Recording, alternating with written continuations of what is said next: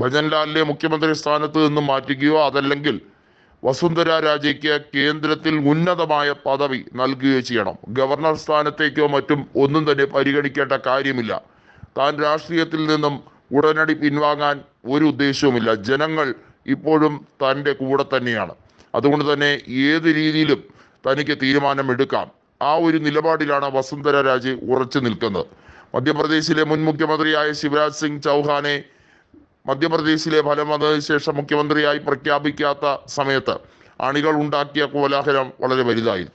മോഹൻ യാദവിനെയാണ് അവിടെ മുഖ്യമന്ത്രി സ്ഥാനത്തേക്ക് അവരോധിച്ചത്. അതുപോലെ തന്നെയായിരുന്നു സമാന്തരമായും രാജസ്ഥാനിലെയും വിഷയം. അവിടെയും വസുന്ധര രാജെ മുഖ്യമന്ത്രി സ്ഥാനാർത്ഥിയായി ഉയർത്തിക്കാട്ടി തന്നെയാണ് BJP വീണ്ടും അധികാരത്തിലേക്ക് വന്നത് എന്നതിൽ തർക്കമൊന്നുമില്ല. ഭജൻലാൽ എന്ന വ്യക്തി വളരെ ജൂനിയറായ ഒരു വ്യക്തിയാണ്. അദ്ദേഹത്തിനെ മുഖ്യമന്ത്രി സ്ഥാനത്തേക്ക് അവരോധിച്ച നാൾ മുതൽ തന്നെ വസുന്ധരയുടെ അനുയായികൾ തലങ്ങും വിലങ്ങും പ്രശ്നമുണ്ടാക്കുന്ന രാഷ്ട്രീയ സാഹചര്യമായിരുന്നു. എന്നാൽ ഇപ്പോൾ വസുന്ധരയുടെ ഡിമാൻഡ് മറ്റൊന്നാണ്. തന്നെ മുഖ്യമന്ത്രി സ്ഥാനാർത്ഥിയായി പരിഗണിച്ചില്ലെങ്കിലും കേന്ദ്രത്തിൽ ഉന്നത സ്ഥാനം നൽകേണ്ടത് അനിവാര്യതയാണ്.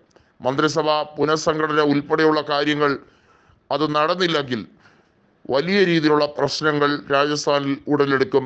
അതിനുശേഷം BJP വിശദീകരണം പറഞ്ഞിട്ട് കാര്യമില്ല എന്നുള്ള ഒരു നീക്കത്തിലാണ്.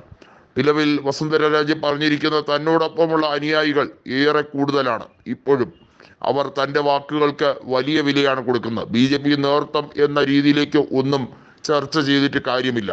രാജസ്ഥാനിൽ തൻ്റെ വാക്കിനായി എത്രത്തോളം വിലയുണ്ടെന്നുള്ളത് നിങ്ങൾ കാത്തിരുന്ന് കാണും എന്നുള്ള ഒരു നിലപാടിൽ തന്നെയാണ് വസുന്ധര രാജെ. നിലവിൽ ജാൽറ പത്താനിൽ നിന്നുള്ള വെറും MLA മാത്രമാണ് വസുന്ധര രാജെ.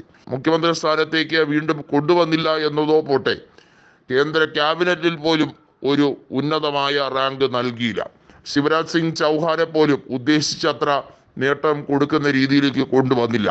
തീർച്ചയായും ഇതിനുള്ള ഭവിഷ്യത്ത് BJP നേതൃത്വം ഇനി വലിയ തോതിൽ അനുഭവിക്കും. BJPക്ക് ഉള്ളിൽ തന്നെ നിയമസഭയിലെ കാര്യം മാത്രമല്ല, ലോക്സഭയിൽ ഉള്ള സാമാജികരുടെ ഇടയിൽ ഭിന്നിപ്പുണ്ട് എന്നുള്ള കാര്യത്തിൽ ഒരു സംശയം വേണ്ട. ഇതിൽ പലരും രാജിവെച്ച് പോവുകയോ അല്ലെങ്കിൽ അവർ ഒരുപക്ഷെ BJP നേതൃത്വത്തോട് ഫൈറ്റ് ചെയ്യുന്ന ഒരു സാഹചര്യമോ ഉടലെടുക്കാൻ എല്ലാ രീതിയിലുള്ള സാധ്യതയുമുണ്ട് എന്നുള്ള ഒരു താക്കീത് കൂടി വസുന്ധര നൽകുകയാണ്.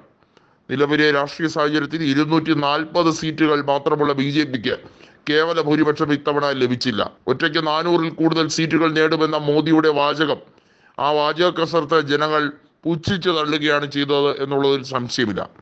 വസുന്ധരയുടെ നിലപാട് കടുപ്പിക്കുമ്പോൾ രാജസ്ഥാനിൽ അനിശ്ചിതത്വം ആളിപ്പടരുകയാണ്.